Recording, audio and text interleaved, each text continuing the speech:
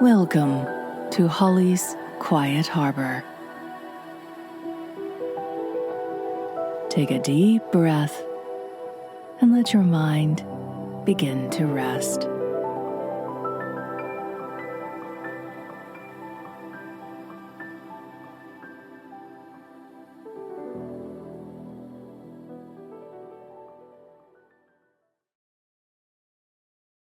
Miss Margaret Ellwood believed there were only 3 things that should never be hurried: bread while it was rising, tea while it was steeping, and letters while they were finding their way home. She had held that opinion for so many years that no one in Rothbury could remember hearing her say anything different. The little market town, nestled beside the gentle river Coquet in the hills of Northumberland, had changed in countless ways during Margaret's 43 years behind the post office counter. Children had grown into parents, horses had slowly given way to motor cars, and electric lights had begun appearing in a few of the larger shops. Yet each weekday morning, before the church clock struck 8, Margaret unlocked the weathered oak door of the post office with the same brass key she had carried since she was 24 years old. The bell above the door gave its familiar, cheerful ting. "There you are," she said softly, as though greeting an old friend. Perhaps she was. The post office occupied the front room of a stone cottage overlooking the village square. Morning sunlight filtered through lace curtains, warming the polished oak counter and the rows of pigeonholes that waited patiently for the day's letters. Margaret lit the small coal stove, set the kettle on to boil, and wound the grandfather clock in the back room. It ran exactly 1 minute slow, and she had long ago decided that was perfectly acceptable. "It's earned the right to take its time," she occasionally told curious visitors. Outside, the village was beginning to wake. The baker carried fresh loaves across the square. A shepherd guided his dog toward the western hills. And somewhere near the bridge, a blackbird welcomed the morning with great enthusiasm. Margaret smiled as she arranged a neat stack of writing paper beside the brass scales. She liked mornings. They always seemed full of possibility. Before long, the familiar rumble of the mail coach echoed through the square. Canvas sacks were carried inside, greetings exchanged, and the quiet work of sorting began. Margaret had long since stopped thinking about the movements of her hands. Lift, read, place. Lift, read, place. It was a rhythm as natural as breathing. The bell above the door chimed again. "Morning, Miss Ellwood." Thomas Reed ducked inside, carrying a broom nearly as tall as himself. At 12 years old, he possessed the boundless curiosity of someone convinced there must be an interesting explanation for absolutely everything. "Good morning, Thomas," Margaret replied. "Your grandmother hasn't sent me more scones, has she?" Thomas grinned. "Only 2. Then I suppose I'll have to forgive her." He laughed and set the paper parcel on the counter before taking up the broom. For several minutes they worked companionably in silence. Thomas swept, Margaret sorted, the grandfather clock ticked. The kettle began to sing quietly on the stove. Finally, Thomas asked, "Miss Ellwood?" "Yes." "Do letters ever get lonely?" Margaret looked up over her spectacles. What an interesting question. "I was just thinking, they spend days traveling, sometimes weeks. I wondered if they ever wished they'd stayed where they started." Margaret considered this with all the seriousness it deserved. "No, she said at last. "I don't believe they do." "Why not?" "Because letters always know they're on their way to someone." Thomas leaned thoughtfully on the broom. "I'd like that." "So would I." The bell chimed once more. A young woman stepped quietly into the post office. Neither Margaret nor Thomas recognized her. She wore a dove-gray coat, despite the warmth of the spring morning, and carried a single, pale blue envelope between gloved hands. It was addressed with elegant handwriting, and tucked beneath the flap was a tiny sprig of pressed lavender. "Good morning," she said. "Good morning," Margaret replied warmly. "How may I help you?" "I should like to send this to Canada." Margaret accepted the envelope carefully. She never made a habit of reading addresses, but years of weighing letters had taught her to notice details without staring. Captain Arthur Ashcroft, Ontario. She calculated the postage, accepted the coins, and handed the envelope gently back before placing it into the outgoing tray. "There we are." "Thank you." The young woman smiled, a smile that seemed both kind and somehow touched by distance, and left as quietly as she had arrived. Thomas watched her cross the square toward the bridge. "I've never seen her before." "No," Margaret said, "nor have I." For a moment they stood together, watching the pale gray figure disappear beyond the stone cottages. Then Thomas looked back at the outgoing tray. "Do you think Captain Ashcroft writes back?" Margaret rested her fingertips lightly on the edge of the counter.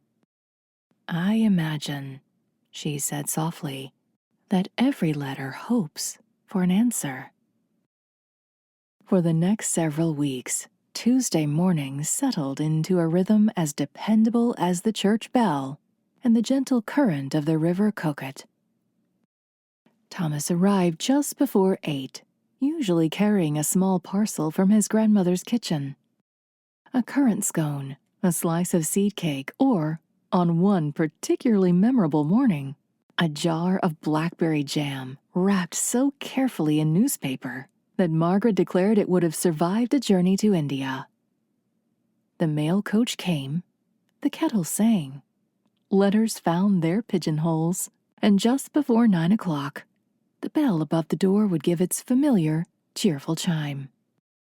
The young woman would enter, always wearing one of the same 2 coats, always carrying a pale blue envelope, always with a tiny pressed sprig tucked beneath the flap, addressed to the same place. Captain Arthur Ashcroft, Ontario, Canada. She never lingered. She never hurried. She simply wished Margaret a pleasant morning, paid the postage, and disappeared once again into the village. By the 4th Tuesday, Thomas had begun looking toward the window before she even arrived. "She's nearly here." Margaret smiled without looking up from her ledger. "What makes you think so?" "The robin." "The robin?" "He lands on the church wall every Tuesday just before she comes." Margaret glanced toward the square. Sure enough, there sat a plump little robin, puffing out his chest as though he owned the place. "I hadn't noticed." Thomas looked delighted. "I notice birds. And I notice handwriting." "I suppose everyone notices something." "I believe they do." Thomas had become surprisingly useful around the post office.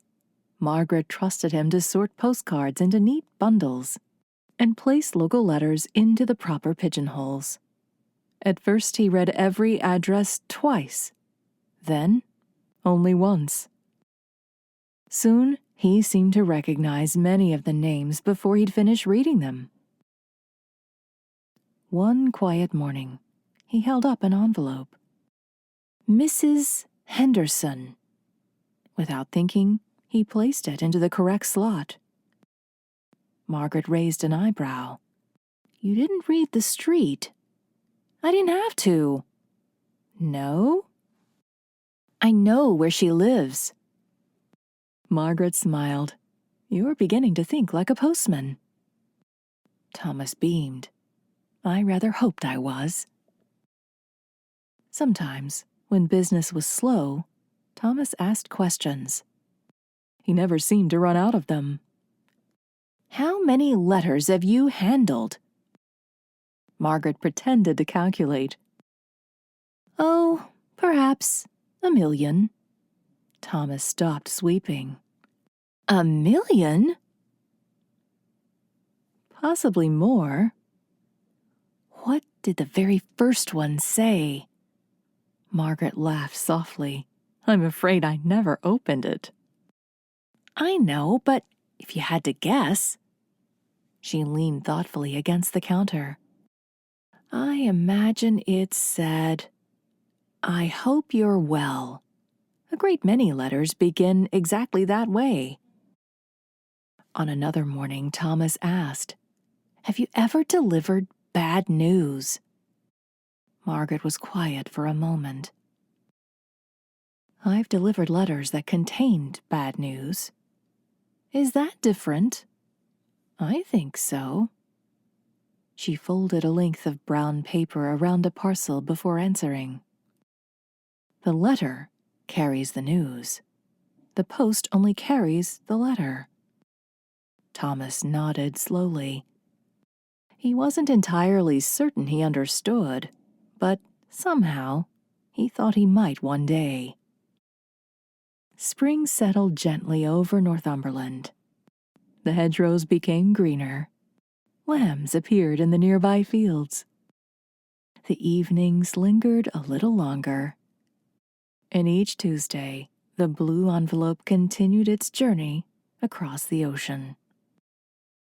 Never once did a reply arrive. Margaret noticed. Of course she noticed.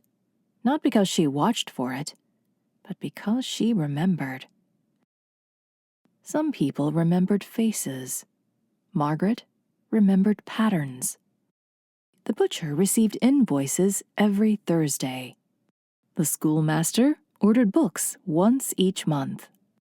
Mrs. Reed's sister wrote from York on cream-colored paper, with tiny purple flowers printed around the edge. And Eleanor Ashcroft, for Margaret had learned the young woman's name from a parcel receipt, mailed exactly one blue envelope every Tuesday morning. Nothing more, nothing less. One particularly bright morning, Eleanor paused before leaving. I hope I'm not troubling you. Not at all. I've become rather predictable. Margaret's eyes twinkled. I've always found predictability quite comforting. Eleanor smiled. So have I.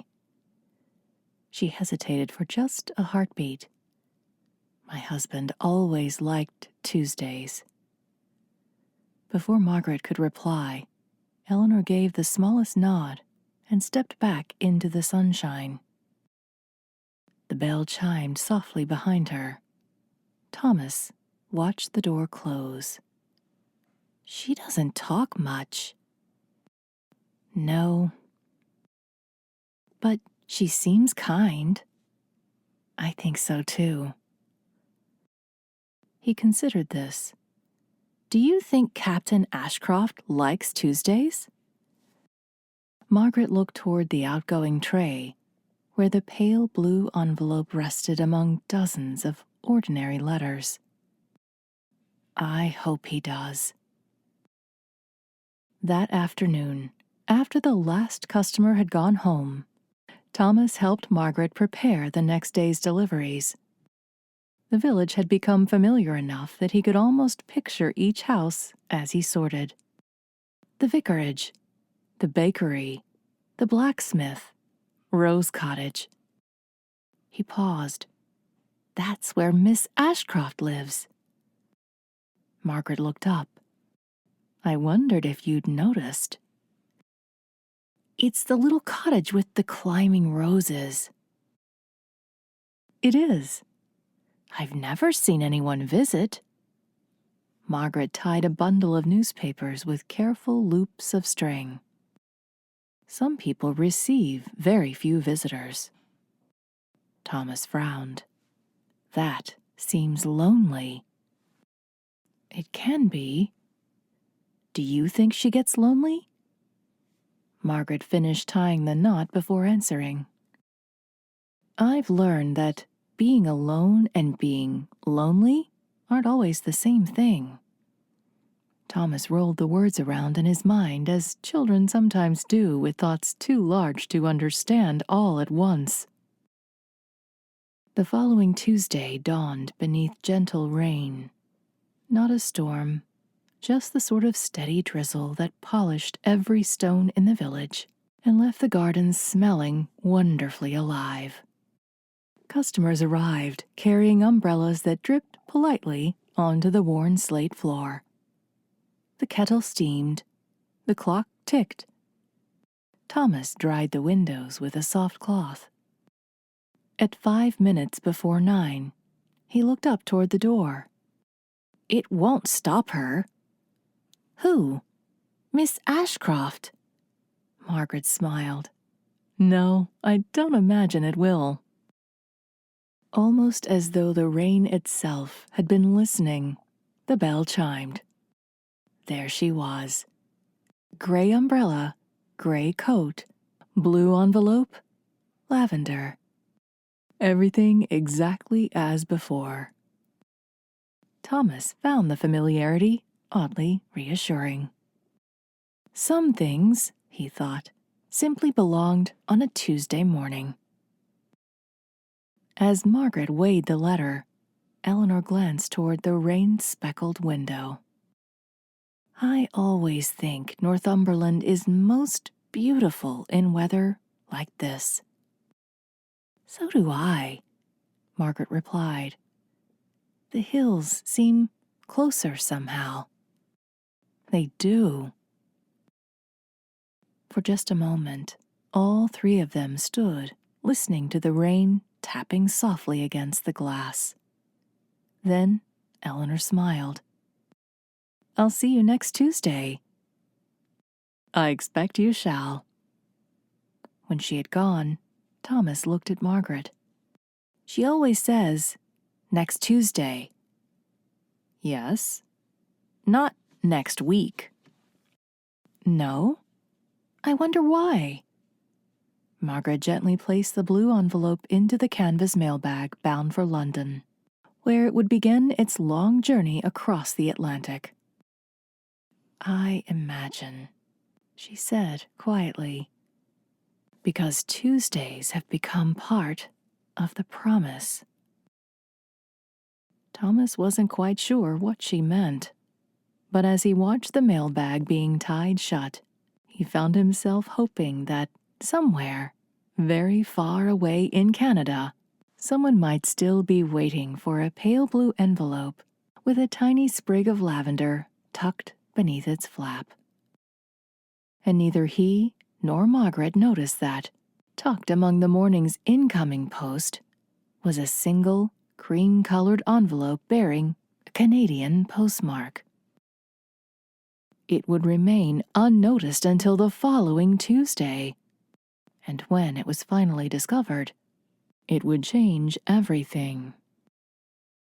The following Tuesday dawned bright and clear. The rain had washed the hills clean, and the first light rested softly on the stone cottages of Rothbury.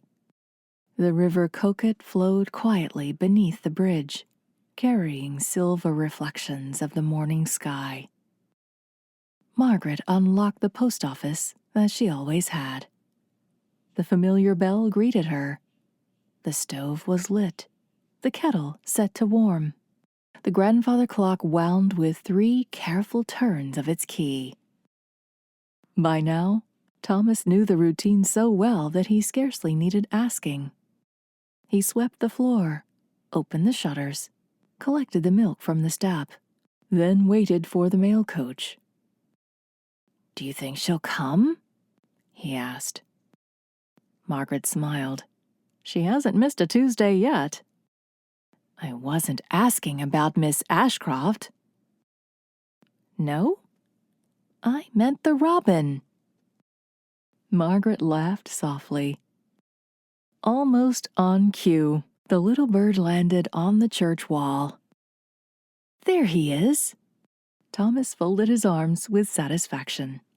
"I told you." The mail coach arrived a few minutes later. George Henderson climbed down, stretching his back. "Morning, Margaret." "Good morning, George." He handed her the first canvas sack, then paused. "Nearly forgot." He reached beneath the driver's seat and lifted a much smaller leather pouch. "Overseas post." "Thank you." Margaret accepted it and placed it gently on the counter. Thomas noticed something immediately. "It has different stamps." "It does." "They're beautiful." Margaret loosened the drawstring and tipped the letters carefully onto the polished wood. Most were ordinary enough. Business correspondence, a postcard from France, a letter from Edinburgh that had simply traveled through the wrong sorting office.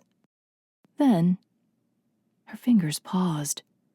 One cream-colored envelope. Canadian stamps. Her eyes moved to the elegant handwriting. Miss Eleanor Ashcroft, Rose Cottage, Rothbury, Northumberland. For just a moment, the room seemed especially quiet. Even the kettle had not yet begun to sing. Thomas looked at her. "Is something wrong?" Margaret turned the envelope over. The seal was intact. The paper slightly yellowed from its long journey. "No," she said gently. "I believe something has finally arrived." She placed the letter into Eleanor's pigeonhole, not at the front, not hidden away, simply resting where it would be waiting. Then she closed the little wooden door. That was all. There was nothing more to do. Letters, she often believed, deserved to arrive in their own time. The morning continued much as every Tuesday morning did. Mr. Atkinson bought 2 stamps. Mrs. Reed collected a parcel of knitting wool. The schoolmaster posted examination papers. Thomas helped tie bundles of newspapers with neat lengths of string. Neither of them mentioned the cream-colored envelope. Yet both found themselves glancing toward Eleanor's pigeonhole from time to time, waiting. At 3 minutes before 9, the bell chimed. Thomas looked toward the door. Gray coat, blue envelope, pressed lavender, exactly as always. "Good morning," Eleanor said. "Good morning," Margaret replied. There was the smallest warmth in her smile. "I believe something has been waiting for you." Eleanor looked puzzled. "For me?" Margaret opened the pigeonhole and withdrew the cream-colored envelope. "I think so." She placed it on the counter. For several seconds, Eleanor simply stared at it, almost as though she did not trust her own eyes. Her fingertips rested lightly on the familiar Canadian stamp. She whispered only one word. "Oh." The blue envelope remained in her other hand. She looked from one letter to the other. She smiled apologetically. I'm afraid I've forgotten why I came. Margaret nodded toward the outgoing tray. I imagine you'll remember. Eleanor laughed. A small, surprised laugh that sounded as though it had not visited her in quite some time. She placed her own letter gently into Margaret's hands, then carefully tucked the Canadian envelope into her handbag. Thank you. There seemed nothing more to say. She left the post office more slowly than usual. Thomas watched her cross the square. She paused once on the bridge, looking down at the quiet river, before continuing toward Rose Cottage. I wonder what it says, Thomas whispered. Margaret began applying stamps to a parcel. I imagine, she said softly, that whatever it says, it's been traveling for a very long time. The next Tuesday arrived. Thomas noticed something immediately. Miss Ashcroft looked different. Not dramatically, not happier exactly, simply lighter, as though she had set down something she'd carried a very long way. She entered with the same gentle smile, but this time there was no blue envelope. Instead, she carried a small wooden box tied with faded blue ribbon. I wondered if you had one, she said. Margaret looked at the box. What sort of one? A keepsake box. Margaret smiled. I believe I do. She disappeared into the back room and returned carrying a polished oak box no larger than a loaf of bread. It was simple, well made, lined with blue paper. Eleanor ran her fingers lightly across the lid. It's perfect. She placed her own box upon the counter, untied the ribbon. Thomas caught only the briefest glimpse.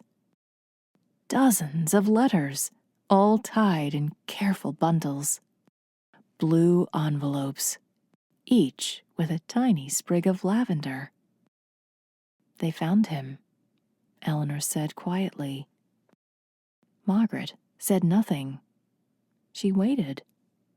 Eleanor looked out toward the square. My husband kept every letter, every one. He died many years ago. The gentleman who wrote to me served with him. When his cottage was finally emptied, she rested a hand upon the bundle of letters. They discovered these. They had been wrapped exactly as I'd tied them. They even still smelled faintly of lavender. Thomas listened without moving. I always thought, Eleanor smiled gently. I thought they'd simply disappeared. They hadn't. They'd been read, they'd been treasured, and they'd finally found their way home. Margaret closed the lid of the new keepsake box very carefully, almost reverently. Letters, she said, are remarkably good at finding their way. Eleanor reached into her purse. I'll need 2 stamps today. Thomas blinked. 2? She nodded. One is for the gentleman in Canada. I should like to thank him. She paused. And the other? Thomas asked. Eleanor smiled. The other, she said, is for next Tuesday. Thomas looked puzzled. I thought the conversation was finished. Eleanor rested her fingertips on the stamps Margaret had slid across the counter. Oh no. The conversation has simply changed. After she had gone, Thomas watched the bridge for a long moment. I think I understand now. Margaret continued straightening the writing paper. What do you understand? Letters don't just carry words. No. They carry people. Margaret looked at him with quiet pride. Yes, I believe they do. Years later, Thomas would remember many things about the little post office in Rothbury. He would remember the smell of coal smoke and paper, the brass bell above the door, the kettle that always seemed to sing at exactly the right moment. He would remember Margaret's patient hands and her gentle habit of treating every envelope as though it contained something precious, because more often than not, it did. And whenever anyone asked what Margaret Ellwood had taught him during those mornings in the village post office, he never mentioned stamps, or ledgers, or sorting mail. Instead, he would smile and say, "She taught me that hope travels quietly. Sometimes it takes years, but if people keep sending kindness into the world, it usually finds its way home." Outside, the river Coquette flowed beneath the old stone bridge, exactly as it always had. The robins settled once again upon the church wall. The afternoon sun warmed the slate roofs. And somewhere beyond the hills, another mail coach was already making its steady journey toward tomorrow. The post office bell chimed one final time. Margaret rose to lock the door. The grandfather clock, as always, was still 1 minute slow. She smiled at it. I think we're both exactly where we ought to be. She turned the key. The little shop grew quiet. The village settled gently into evening. And if, in the years that followed, you happened to visit Rothbury on a Tuesday morning, you might have noticed a young postman smiling as he accepted a pale blue envelope adorned with the smallest sprig of lavender. Some traditions, after all, are not meant to end. They are simply passed, with great care, into kind hands.